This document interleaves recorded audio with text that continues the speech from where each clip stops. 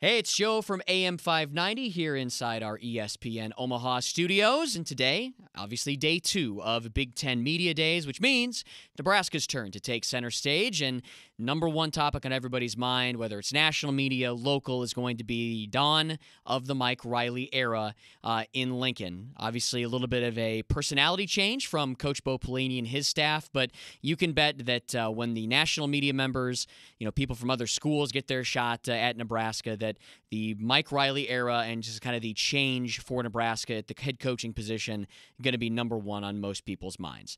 Now, once you get past that into a few of the more, detail-oriented things that people are going to be looking at in Chicago, I think for me, number one, it's going to start with Tommy Armstrong at the quarterback spot, who will be in Chicago today.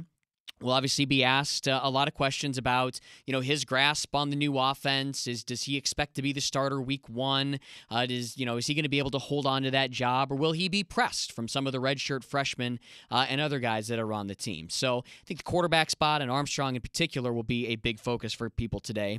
Once you get past that, I think there will be a lot of questions about the offensive and defensive scheme for Nebraska. How similar will it look? Will there be massive changes on the defensive side of the ball? We know that they're staying with a 4-3, but they go to a one-gap scheme as opposed to a two-gap scheme. Is that going to make it easier, more difficult?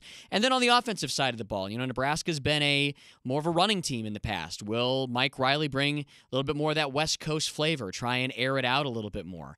We do know one change already that he's talked about is moving fall camp practices from the afternoon, as they've traditionally been, to more of an evening format, trying to take advantage of some cooler weather and just get more work in as opposed to focusing on conditioning. Said he thought that, over the summer, guys should be fairly well trained, and so really wants to focus on getting their offense and their defensive concepts installed.